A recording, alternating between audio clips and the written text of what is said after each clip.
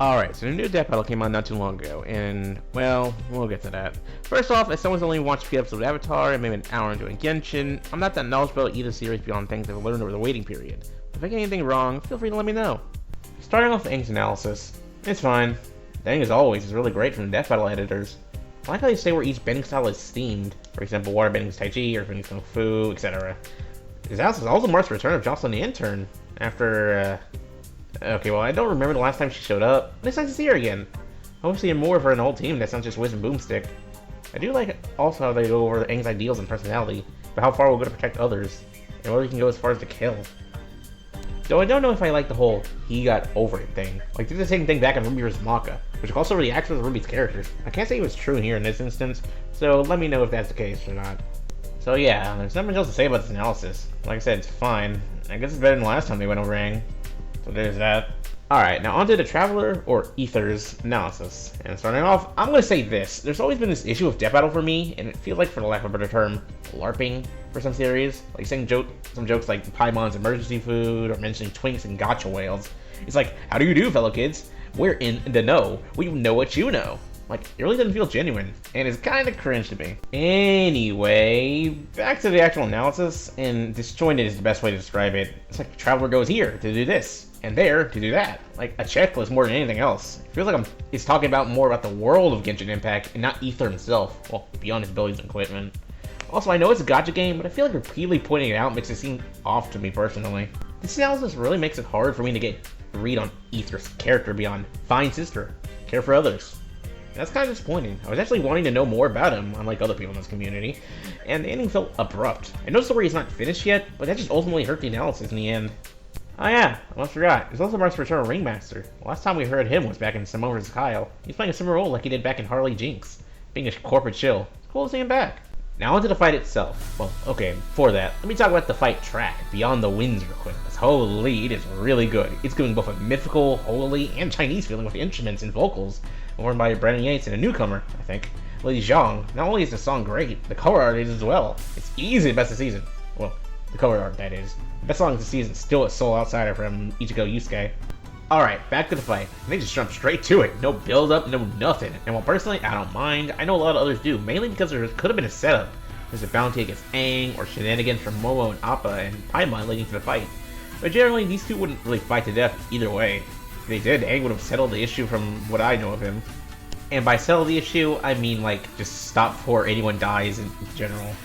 The fight overall has pretty decent choreography. Well, yeah, I think it should have been more back and forth between the two, because it really felt like Aang was doing most of the hits. Ether really only got one good hit in that wasn't the killing blow. It's like they wanted to show Aang stood a chance and not like a stomp. Done something like this before with Ichigo Yusuke and other fights. I'll say the VAs did a really good job. Aang and Ether are played by Amanda Juliana Gonzalez and Rai McKeon, respectively, as well as the Lily Peach as Paimon, which is pretty cool to see. Fun fact, Aang's VA voiced Korra back in Korra vs. Storm. I guess the Avatar has yet again been severed. Ether barely spoke, which from what I've seen was making him more game accurate, like he was in, well, the game. And I don't think they really should have done that. It makes the actual dialogue boring and kind of a nothing burger. But the best moment of characterization in the fight, I would say, is when Aang hopped on Ether and rode him.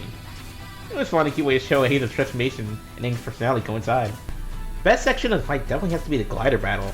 Watching him fly through the air and fighting, it was really well animated. It was really cool to see Aang bend Ether's water bullets to trap him in the water to freeze it.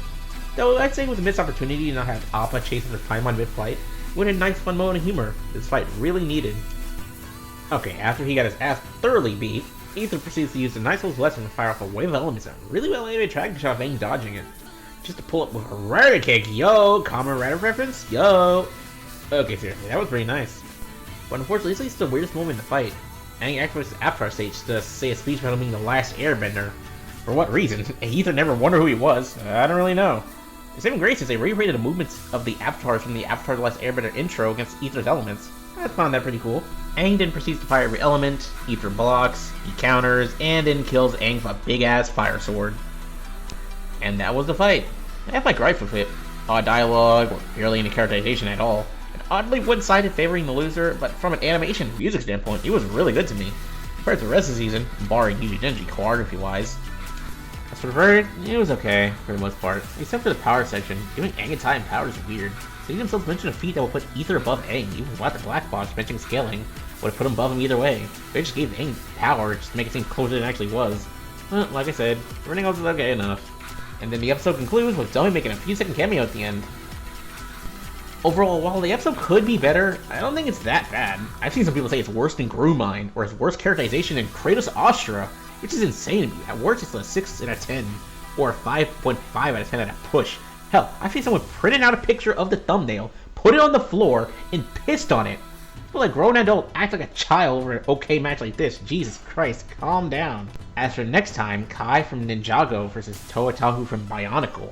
I don't really have any past experiences with Bionicle. I watched the first movie and read the 2001 comic a couple days ago. For Ninjago, I remember watching it season 1 every day before I went to school. I think I liked it. I'll start watching it in preparation for the fight soon, which is going to be the first fully stop motion fight, and I can't wait for it. If anything seemed off and scuffed with this video, this is the first time, well, making one of these, so I'm not used to it. Maybe I'll get better with time. If it sounded like I was reading off script, well, it was. Hell, I'm doing it right now. On to the results.